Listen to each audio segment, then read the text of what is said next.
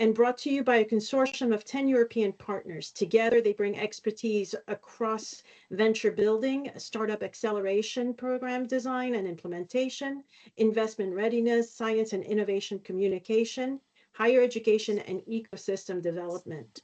Our work spans deep tech sectors, including health, climate, digital technologies, and advanced materials, as well as cross-border market development, access to capital, and founder support across the European innovation landscape. So let's go to the next slide. Yes, maybe one more note. Hello, everyone, that the event will be recorded. Okay, so I hope yes. that you agree with it, because we would like to publish it then on YouTube and on our project's websites. Exactly. So I hope should we have a show of hands? Oh, sorry, Corinne. Your microphone is I just muted everyone, and you are muted. Okay. Thank you. Are we ready? Okay, so for the next one, SCALE'HER is a pan-European program built to create a real functional ecosystem where women-led deep tech startups at TRL 6 to 9 can grow and scale across borders, sectors, and markets. Our network is made up of gender-conscious investors, ecosystem players, and industry experts with proven reach and relevance across Europe. So we operate on 4 pillars. Let's go to the next slide. First of all, we have, so the welcome and introduction, that's me, and then that's our schedule for today. The next thing we're going to talk about is how SCALE'HER is built, and you know what we're focusing on, and then we'll go straight into the accelerator program, and then we'll have a Q&A. Okay, so let's go to the next slide. And let's go to the next one too. Okay, so here are our project partners. As you can see, we are across Europe, and so we have different sensibilities, we have different networks, and that's very much a plus if you're looking to build cross-border. Let's go to the next pillar. The next slide for pillars. We operate on 4 different pillars. Okay, the first one is community driven. We are community driven with a pan-European network of investors, experts, ecosystem players, and women-led companies contributing in co-creating this pan-European ecosystem. So we're not looking at women founders just as participants, but as co-creators. We're cross-functional. SCALE'HER is, with integrated business acceleration and capital providers co-leading the work. So we're bringing in experts to, to develop the program with us so that we can give you, the best there is. The next thing is that we're cross-sectoral. Our program provides supports to deep tech in health, climate, digital mobility, engineering, agriculture, and food, and wherever your particular impactful technology lives. And we're multiplier-based, built on networks that already exist and have earned trust, which is key here. So we're building up. And the next slide. So this is what you'll gain. When you join SCALE'HER, you get a personalized growth plan with your needs and ambitions mapped out so we can build the support around you. So it's nothing generic. It's very much, geared toward what you're facing specifically. You get access to experts across Europe, including investors, deep tech specialists in your field, and corporate partners who are specifically assigned to your journey. There is a blind pitch competition, which you get to enter, automatically actually when you are accepted into the program. The word blind here matters because because your startup will be shielded. Evaluators judge you on your technology and your traction, not on your name, not on your gender, and not on your background. Okay. For the lucky winner, the final stage flips with investors competing back, back to you with resources. So you get the final decision, actually. So you get access to a digital platform where we all stay connected and where you get information on varied European territories. You get a digital workbook with a toolbox to help you build your venture and more. ScaleHer is designed to address your realities as women deep tech founders looking to gain access to funding and other resources in a challenging environment. And we know that you're facing a lot of challenges. So that's what we're here for. And now I will hand this over to Diane Nevin, who is the founder and CEO of GRIT, one of our consortium partners. She will go through the heart of the ScaleHer Acceleration Program. Thank you. Thank you, Corinne. Good afternoon, everybody. Delighted to have you here with us while we go over through the program structure. So the next slide, please. Okay, so just to give you an overview of the program, we aim to support 60 women-led, female-led deep tech ventures. So you'll be at a stage between 6 to 9. So you're at post-validation and you're at the scale stage. So you've come out of the early stage startup and you're hoping to scale. That is the next stage for you. The duration is we cover it over a 6-month acceleration program. And then you'll go on to a 3-month mentoring phase of one-to-one, which I'll discuss further in a moment. The program builds on 3 critical capabilities: 1, capital and fundraising execution; 2, financial leadership; and 3, market and partnerships. Next slide, please.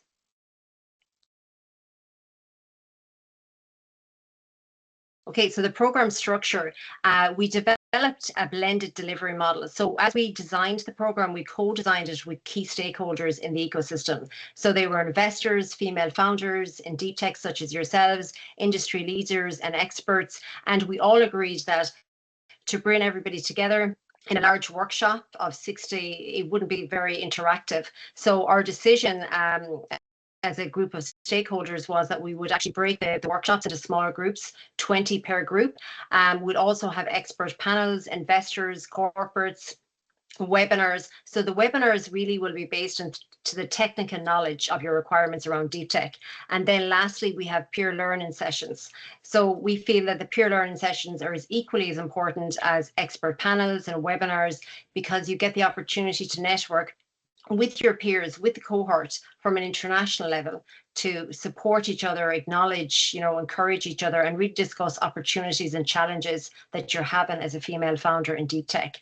The monthly delivery is each month follows a structured delivery. So as I mentioned, week 1 will have clustered workshops. So for example, we'd have workshops on a Tuesday, a Wednesday and a Thursday. And then you'd have a break on week 2, and week 3 would be, you'd hear from an expert panel and a webinar. And then, as we said, the monthly peer networking. So that may be something as, simple as a virtual coffee, everybody to come together, or it might be on a specific topic of support overall. And that is the overall, the blended delivery model mode that we will be delivering. And next slide, Lucia, please. So it's a 6-month journey, as we said, and it's very much around capital execution pathway. So each month we'll answer key questions around your capital strategy, your fundraising structure, your investor confidence, your investor readiness, capital deployment, and deal readiness. So there are areas that we will focus on through. So for example, on month 1, we will be looking at a particular topic, and that topic will be discussed and in terms of how it's delivered in a webinar and a panel, and also within the workshop itself.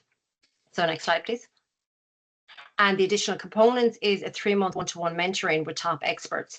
And what we've done here is that we don't actually ask you as a cohort around your cohort or your mentoring requirements until around month 5, because at that stage we feel that your requirements, when you come into the program, we anticipate that it will change throughout the program. And at month 5, you'll be able to match. So whether it's more expertise on raising fundraising with particular investors, or if there's a niche area within your deep tech industry that you want to have access to experts in that area, will align around your requirements. And the blind pitch competition, as my colleague mentioned, Corinne, is really to reduce unconscious bias overall. And the next slide, Lucia, please.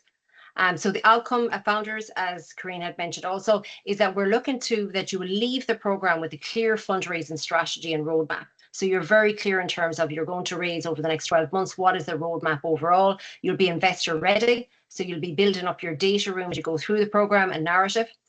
You'll have a stronger financial and governance structure. So as we're very much aware in deep tech in terms of regulation and compliance, governance is extremely important overall. And, to be in confidence ready in investor negotiations. So a lot, have you as female founders will have raised, you're on that journey, but really looking at the key tasks and abilities that you would need to actually go through the negotiation phase. And again, access to an EU-wide network. And the next slide, please. The key facts then again is that there's no equity taken within the program, there's no participation fee, no guaranteed funding, and the time commitment is between 4 to 5 hours a month. So really what we ask you for is just to show up, to give you your all, and we'll certainly challenge you within the program, and that you will be able to leave the program and go within your journey, but that you do commit around the time period overall. And next slide.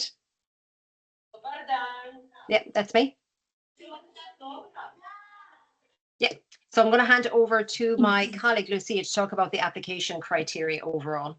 Thank you very much, Diane, and welcome everyone. Thank you for giving me the floor. My name is Lucia Davidova. I work for a Slovak consultancy company, ACEN, and in the next couple of minutes, I'll give you an overview of the target profile of the applicant that we want to see in the SCALE'HER Accelerator selection criteria and the application process. We can go to the next slide. So basically, we start with who's the SCALE Accelerator for. This is important to know, as our accelerator program is designed specifically for women-led deep tech companies in their scale-up stage. That should be represented by woman founder or co-founder in C-level position, by women-led companies, women companies where women hold at least 25% of the company shares at the time of application. Then you're eligible if your company is SME, established in the European Union or in Horizon Europe associated countries. We saw a couple of questions in the registration forms asking whether this or this country is eligible. So please check the list of these countries on this link. You will be able to access this presentation on the website of our program. But basically, I can mention that there are a couple of countries like, for example, Canada, Egypt, non-European Union countries that are eligible to participate. And another important criterion is that your innovation and technology is built on advanced science or engineering, which is the deep tech aspect that we will be talking in next slide, with validated technology on the technology readiness level from 6 to 9. Then you're in the scale-up phase, so that means that you are moving beyond technical validation toward market deployment and growth, and you are currently raising capital or preparing to raise within the next 12 months. And it's sure that you are making critical decisions about capital structure, runway, governance, partnerships, and scaling strategy. And the program is suitable for founders that are able to commit approximately 4 to 5 hours per month over 6 months, as was already mentioned by Diane, followed by a structured 3-month mentoring phase with allocation approximately 6 hours. We can go to the next slide. So now we are getting to a very important question, and one of the most important eligibility criteria of our program, which is deep tech status of the company, or basically we know that the concept of deep tech has gained huge visibility among investors and policymakers, and it has also become a label that many technology-driven companies apply to themselves.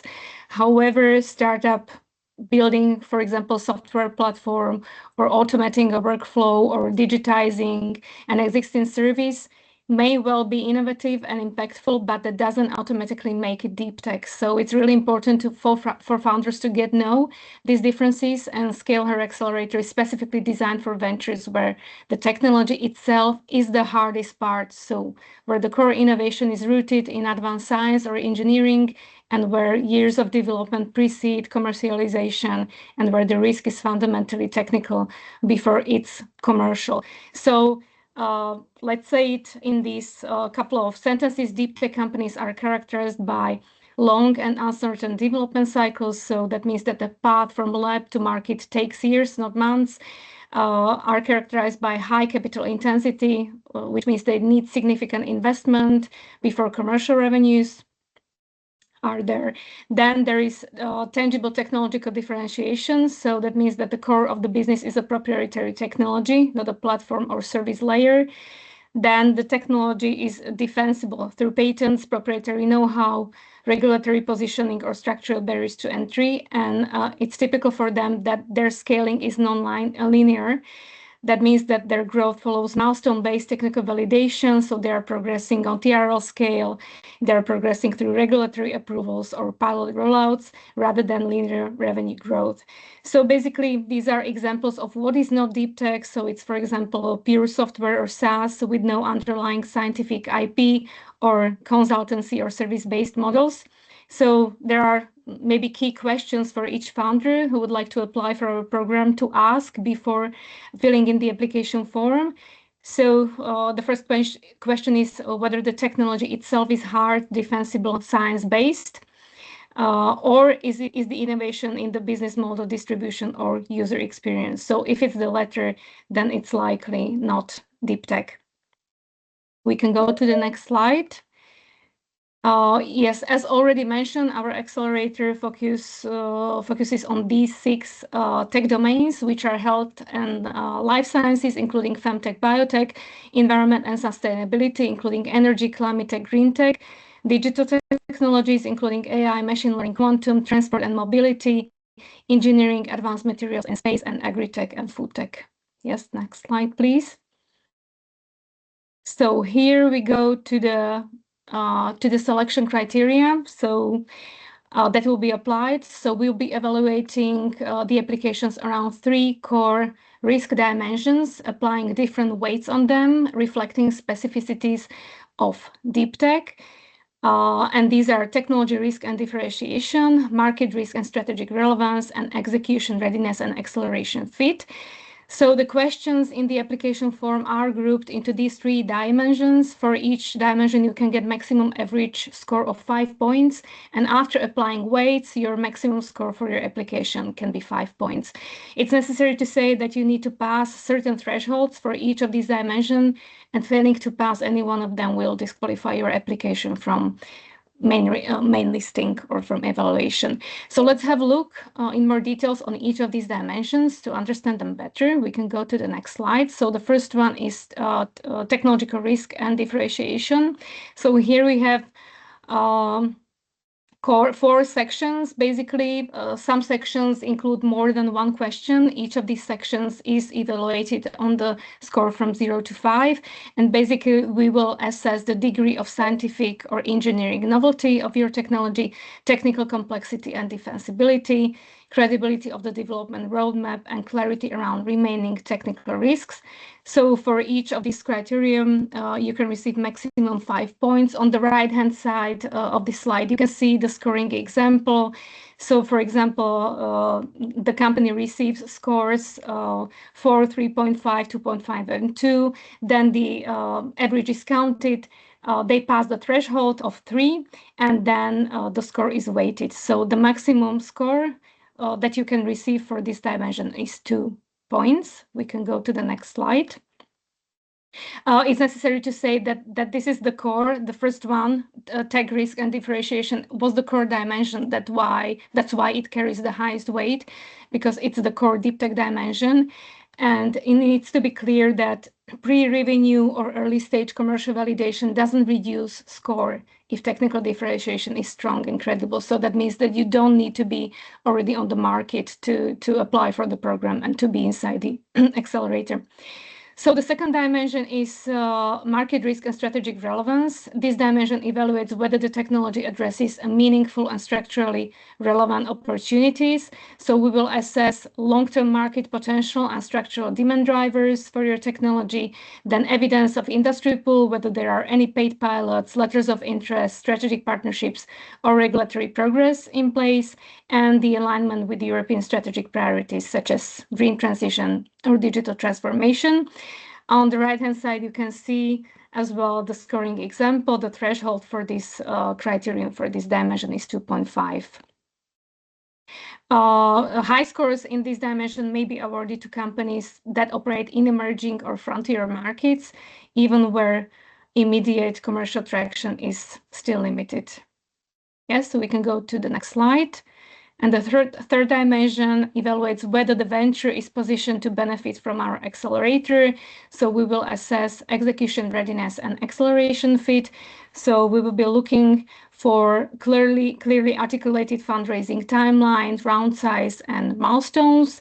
Then if there is coherent capital allocation plan, if there are key strategic bottlenecks and near-term decisions defined, if there is complementarity within the team and governance awareness, and if there is strong alignment between founder expectations and program's capital execution focus. So this dimension measures readiness for acceleration, not overall business maturity. And on the right-hand side, you can see the example of failing the passing the threshold. This is the example of scoring. So if this happens, then the application is not taken, let's say, into consideration or mainly listed for participation in the accelerator. So we can go to the next slide, and I think that we're done. Yeah, okay. We have also a couple of, we can go to the next slide. We have also a couple of information on how to apply, of course. So first, if you will have any doubts about your eligibility also after our webinar, please check the application guidelines that are linked in this application, because they contain all the necessary information also on the content of the accelerator program as such. And then if you would like to apply, you can start preparing your application materials. We have very straightforward and simple application process. Only by filling in Google application form, you can check it beforehand. You can check the questions. Majority of them are multiple choice questions. Some of them, of course, are open answered questions, because we need to evaluate your readiness and fit for the accelerator from them. And the annexes to the application form are your pitch deck and very short founder video. It's only enough to make your video with your mobile phone and show us your motivation in it. So we can go to the next slide. So these are a couple of important dates. We opened the call in the mid of March. The deadline for submitting applications into the program is 31st of May. Evaluation will be done during June, and we will communicate the results of evaluation in the course of July. And the accelerator program starts in September and ends in February with the acceleration phase, and then continues in 3 months mentoring mode. And here are the useful links to check application guidelines and also frequently asked questions, where you will find the answers maybe on your questions. And now I think this was the last slide from my side, and I think that we are ready to open the Q&A session. Yes, so are there any questions in the chat? Maybe in the meantime that we haven't covered? Of course, if you have a question, then you can also raise your hand and unmute yourself. So we have a question here: which type of exit do you expect? So as was already mentioned, we do not take equity in the company. So participation in the accelerator program is completely free of charge, because it's funded from Horizon Europe project. So what would be the location of program of workshops? It's purely online program, as Lucia answered. Thank you for that.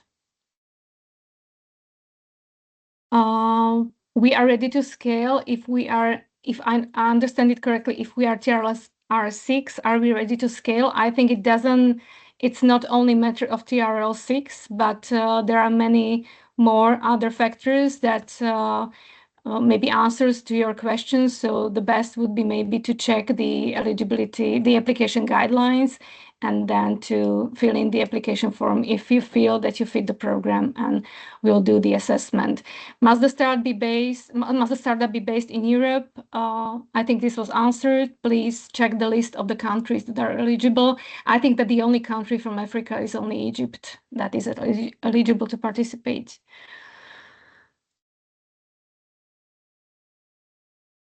Yes. What else do we have here? I'm afraid that Bangladesh is not eligible to apply. Fintech startup, could you apply? This is the question, whether fintech is deep tech or not. I don't know, Diane, whether you have anything to say to that? Yeah, well, I know Corinne mentioned generally fintech wouldn't fall under deep tech. However, if they have and they can prove that it's a technology, a deep tech technology, that would be different. But most fintech companies wouldn't fall into a deep tech sector. You mentioned that consultancy is excluded if the core of the business is a science-based methodology currently delivered as a service, but the roadmap is to transition into scalable tech platform. Does that meet the criteria? Personally, I don't think that. No. Diane, would you like to I would, supplement? a tech scale into a tech platform. Again, if it's not rooted in engineering or science, it wouldn't. A consultancy company, unfortunately, wouldn't fall under the criteria. Do you plan to share the presentation? Yes, we will share it on our website that you can see here on this slide on the scale.her EU, together also with the recording of today's webinar. Yes. A cloud platform for AI with integration of components which need specific technical knowledge, would that fall under deep tech? I'm afraid that no. What are the patterns you see from those applications that seem to be successful? Traction, innovation, founders' experience, or any tips that could enhance our chances? Who would like to take this? Diane, maybe? Patterns for application seems to be successful, traction, innovation, or experience. I guess really just my recommendation would be to carefully read the application criteria and the frequently asked questions and see how you actually fall into the categories that will be you'd be graded on in terms of the deep tech industry. Thank you. I see many are non-EU based. I don't know if you're now talking about founders now participating. Can they get in within a consortium? I don't know if I understand you correctly. This is the accelerator program. You don't need any partner or consortium to apply. So maybe if you can unmute yourself and maybe explain it in more details. Susan, how about consumer apps?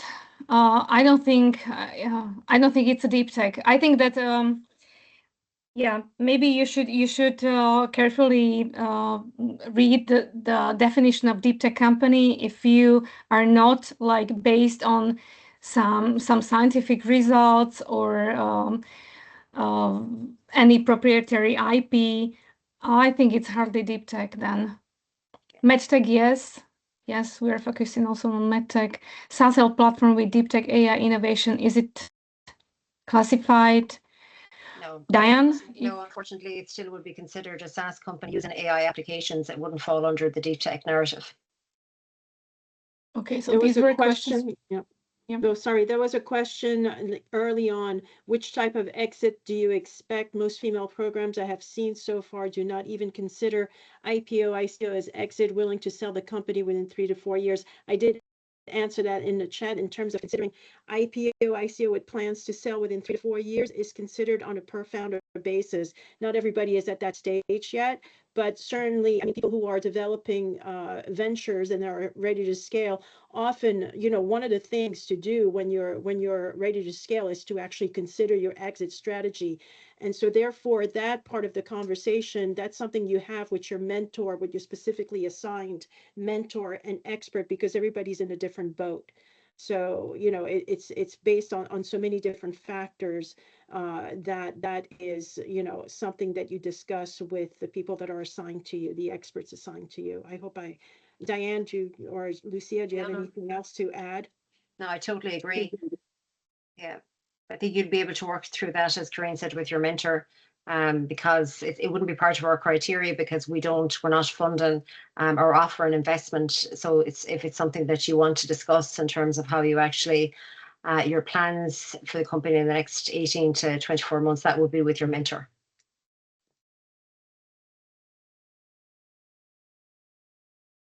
Yes, we have a question in the chat. Hello, I'm winner of Women Tech EU. We are developing deep tech for customer intelligence, focusing on customer feedback analytics and integrating other customer data. Are we eligible? Definitely, if you are a winner of Women Tech EU, you pass the strictest selection of deep tech companies. So yes, you are invited to participate. So not any SaaS platform is good for application. I don't think so. Right, Diane? It's not deep tech. Yeah. No, unfortunately, the whole objective and the fundamental objective for this project is to support women in deep tech. And if you're falling under a SaaS or digital company, this program wouldn't be for you because it's very much focused on investment for women in deep tech. So whoever has question, please, you can also unmute yourself and ask your question live.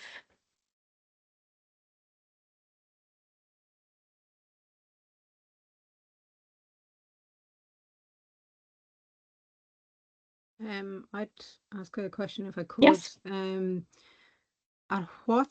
You probably have this in the frequently asked questions, so apologies, but at what stage does the company kind of age out of getting into the accelerator? So do you have a timeline on, within 2 years of, do you even have to be registered as a company? Is the idea okay within itself if it's attached to a broader? Yeah. Sorry, I'm speaking very vaguely. The company is already set up. The idea I have is more in the deep tech. It'll probably be a side of that, but likely I'm thinking it'll have to be set up itself. So I'm wondering when to set it up time-wise if I was to go through this avenue, if there's barriers. I mean, ideally, you should already have the company set up with your technology. You should be beyond your pilot phase and getting some sort of traction with, yeah, because it's TRL 629. Ideally, you want to have a company in place with your founders. You should know who your team is by now, Yeah. because otherwise it's early stage, and we're beyond early stage with SCALE'HER. Does that make sense? Yeah. Yeah. Thanks. Yeah, absolutely. But stay connected. Okay, we have questions in the chat. Do you bring primarily knowledge? You don't bring a grant or something like this? Also, no, we don't bring grant. We bring knowledge, experts, mentors, investors inside the program, connections.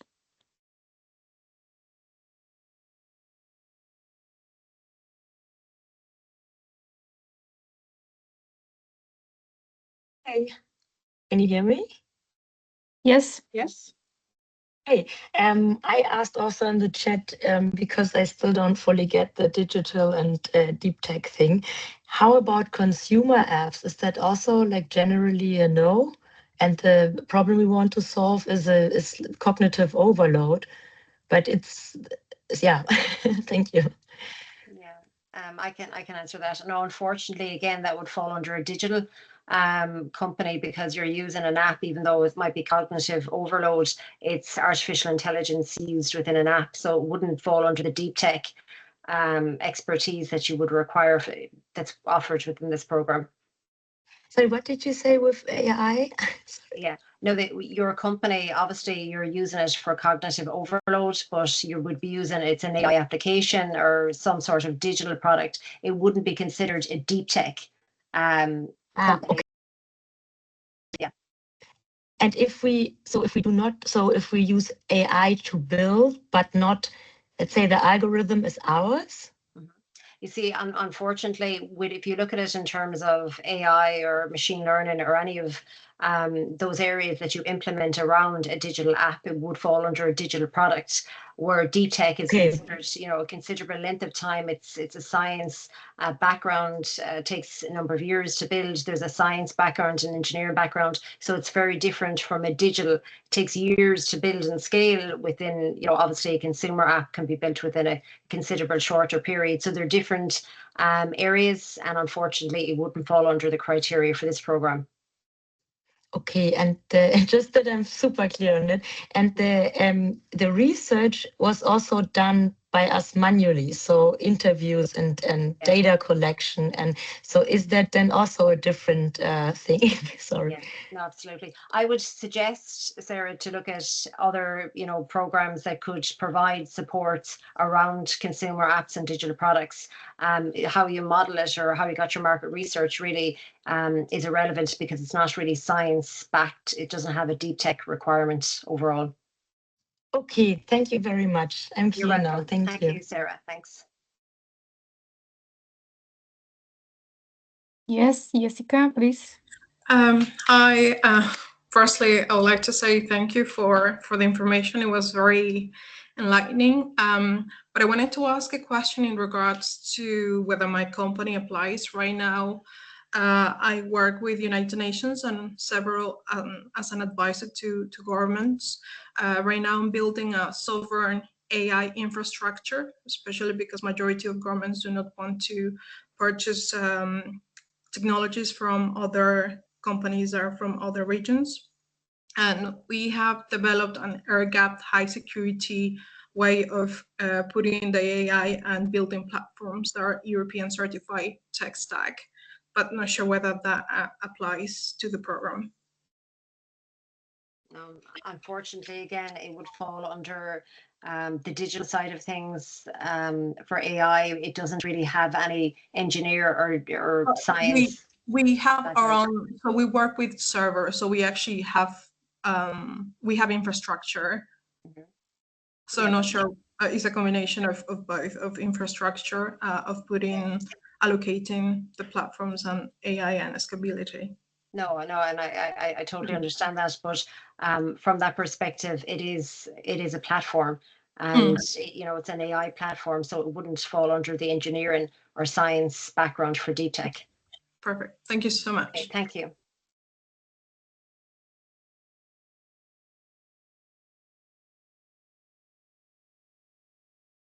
Okay, so are there any more questions?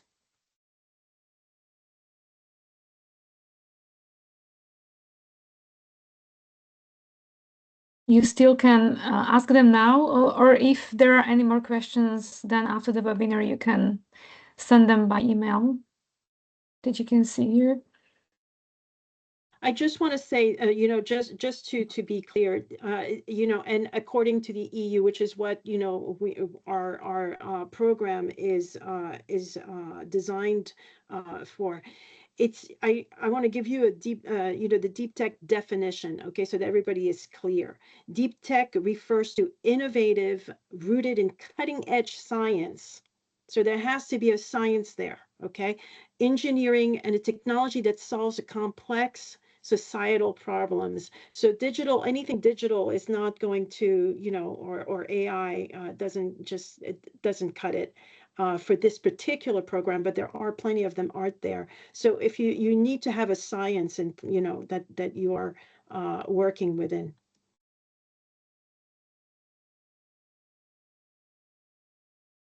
Sorry, quick question. Could you do it as part of a PhD?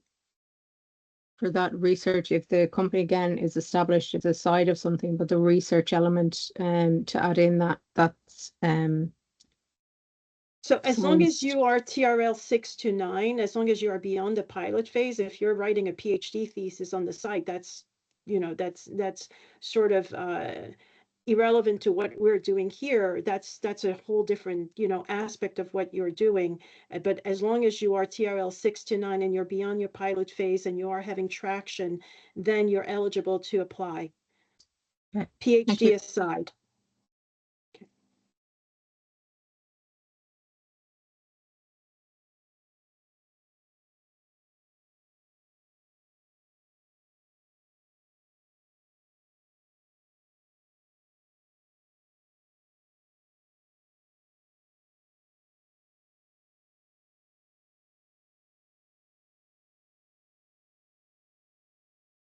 So are there any more questions? I can see in the chat the link to AI, another AI platform again. Yeah, so maybe, again, what we were discussing, that AI platforms are not, unfortunately, deep tech. I'd just like to say something also to say apologies, I didn't realize I was on mute. We do offer a wildcard place for 6 applications overall. So we would encourage you that if you feel strongly that you do fall into the criteria, you are a deep tech, and you've read the frequently asked questions, you've read the criteria, we would strongly encourage you to submit your application, because it's very hard for us overall to really gauge whether or not you're a deep tech from a question in the chat. If you feel that you do have the substance behind the application, then we would encourage you to apply.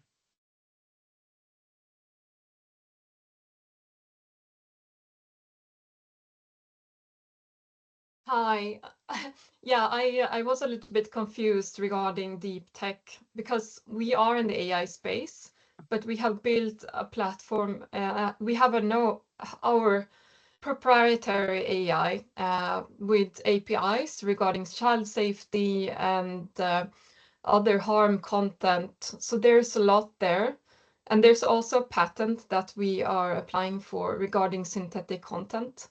So the problem today is, for example, moderators, they match harmful content through their database, for example, so they have to watch that with our AI detection. They don't have to look at any harmful content, and we have behavioral detection. So that is also something that is really new. And we have been working on this for a really long time with Dr. Nicola, that is a criminologist in this research on fraud detection and grooming and so on, cohesive control. So I want to understand why is that not deep tech? I can answer that. And unfortunately, first of all, I think that it's a really required business, unfortunately, in this day and age. So congratulations on that, but it wouldn't fall under the deep tech. It would certainly fall under looking at algorithms and data and machine learning and AI, but it does not fall into deep tech. It doesn't have a science foundation. It doesn't have an engineering foundation. It wouldn't take a number of years to build in that. So it wouldn't fall under the criteria that we would be offering. But I would suggest if you're interested in accelerators, there are many that would align with your company requirements. Hi, sorry, is it possible for you guys to provide an example? I think that would be very useful because we're listening to the things that are not deep tech, but it would be great to know something solid that perhaps we can fully understand the full picture. Thank you. No, absolutely. Again, we can only really go from the questions that are asked, whether or not they are deep tech. And unfortunately, the number of cases that we're going through aren't, but we do have the criteria. We have all the information. We've given examples here in the presentation, and again, more lengthy in the frequently asked questions. So we would encourage you to go over. If there's something specifically that you really want to discuss further, please feel free to reach out to us within the program. We can discuss it with you also. Thanks. Thank you.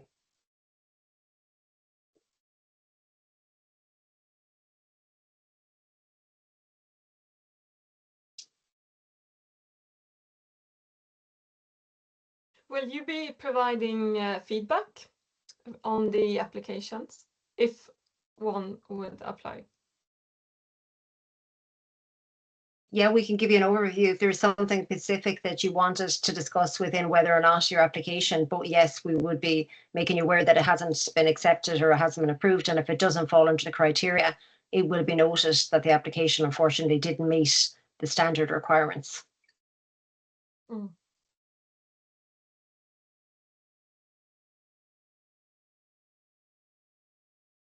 Yeah, I put into the chat one guide that EIT produced to explain what is deep tech. So maybe it will be helpful to imagine what deep tech is. So there are many examples from the real practice. So you can check it, please.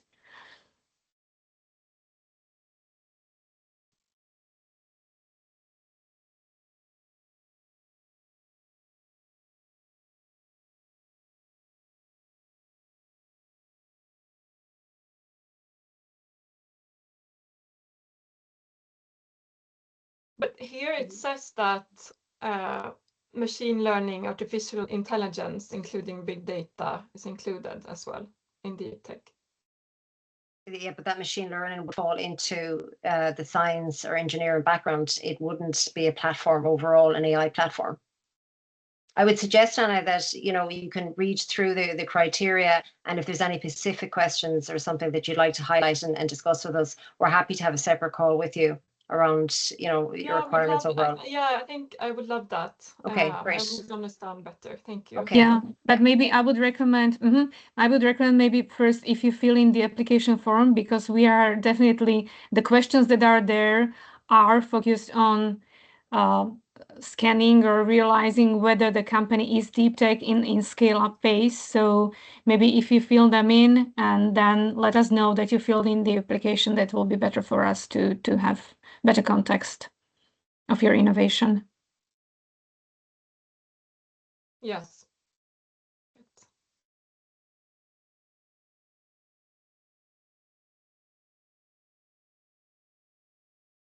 You know, I just want to add that AI, you know, might be like a tool or a layer within a deep tech, but it's not the deep tech.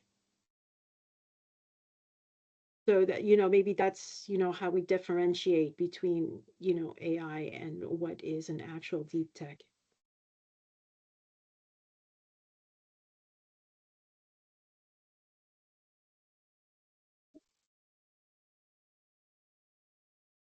Okay, so Yeah. yeah. No, I just wanted to ask you, sorry, Diane, if there are any more questions.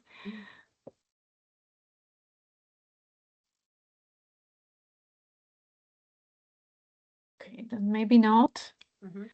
So maybe, I don't know, Corinne, if you want to say some closing words or. Well, in closing, I was just going to, first of all, thank you for participating and for asking us your questions, and we hope we've answered them. And as Diane and Lucia mentioned earlier, we will, you know, if you have very specific questions that you want to get deeper into, we will certainly, you know, be available to answer your questions.